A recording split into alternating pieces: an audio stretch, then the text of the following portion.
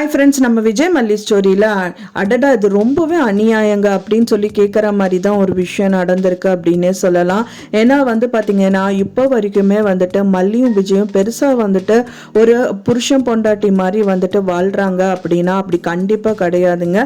அவங்க மனசுக்குள்ளே நிறைய கசப்புகள் இந்த ரேணுகாவை நினச்சி வந்துட்டே இருக்கு.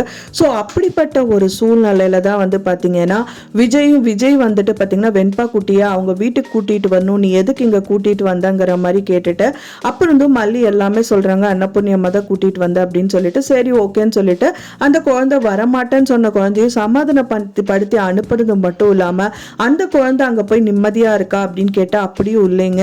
அந்த அவ பாடா படுத்துற அந்த குழந்தைய குழந்தை மாதிரி ட்ரீட் பண்ணாம வேணால இவ பைத்தியங்கிறது நம்ம வியூவர்ஸ்க்கு எல்லாருக்கும் தான் காமிச்சிட்டு இருக்காங்க. பட் ஆனா ரியலா அவ பைத்தியம் இல்லை அப்படிங்கறதும் அவளுக்குன்னு தெரியும். ஸோ அப்படி இருக்கும்போது ஒரு குழந்தைய கைப்பிடிச்சு இழுத்தது, தள்ளி விடுறது, அவளோட ப்ராஜெக்டை போட்டு உடைக்கிறது, இந்த மாதிரி நிறைய விஷயங்கள் பண்ணிட்டே இருக்காங்க. அதுவும் இப்ப மல்லி இல்லாத டயத்துல இந்த மாதிரி விஷயங்கள் எல்லாம் பண்றது ரொம்ப கஷ்டமாவே இருக்கு அப்படின்னே சொல்லலாம். ஃபைனலா பாத்தீங்கன்னா இப்போ இப்ப இருக்கிற சுச்சுவேஷன்ல வேணால இந்த வில்லியான இந்த ரேணுகா உனக்கு பணம் தானே முக்கியம், அதை சுருட்டிட்டு போறதுக்கு எதாவது ட்ரை பண்றியா, அது கூட பரவாயில்லையேங்கிற மாதிரி நம்ம யோசிக்க தோணுது.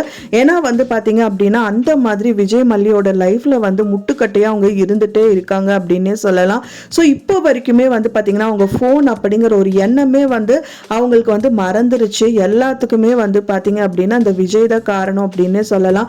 விஜய் நல்லா பார்த்துக்கிறாரு அப்படிங்கிற ஒரே ஒரு விஷயத்துக்காக அந்த மனுஷனை பார்த்தீங்கன்னா படாத பாடு படுத்துறாங்க அப்படின்னே சொல்லலாம். ஸோ மெயினாக அந்த ஸ்டெப்ஸ்லேருந்து நடந்து வர்றது, கால் தடிக்கி விழுகிறது அப்படிங்கிற மாதிரி எல்லாம் நிறைய விஷயங்கள் பண்ணுறாங்க.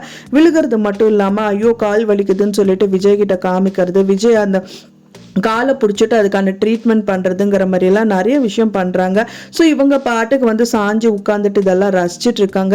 ஸோ எப்படிப்பட்ட மனுஷனா நீச்சா இந்த மாதிரி ஒரு புருஷன் கடிச்சிருக்காரு, யாராக இருந்தாலும் கொடுத்து வச்சிருக்கணுங்கிற மாதிரி அவங்க சிரிச்சுட்டு அதை ரசிச்சுட்டு இருந்தாங்க. ஒரே ஒரு அசிங்கமான விஷயம் என்னன்னு பார்த்தீங்கன்னா அவங்களும் மேரீடு அப்படிங்கிறதுனால ரொம்பவே கஷ்டமாக இருக்குது அப்படின்னே சொல்லலாம். அவங்க மேரேஜ் ஆகலைன்னா கொடுப்பல, மேரேஜ் ஆனவங்க இவரும் மேரேஜ் ஆகி குழந்தையாகி ரெண்டாவது ஒய்ஃபையும் கல்யாணம் பண்ண மல்லியும் இருக்கு.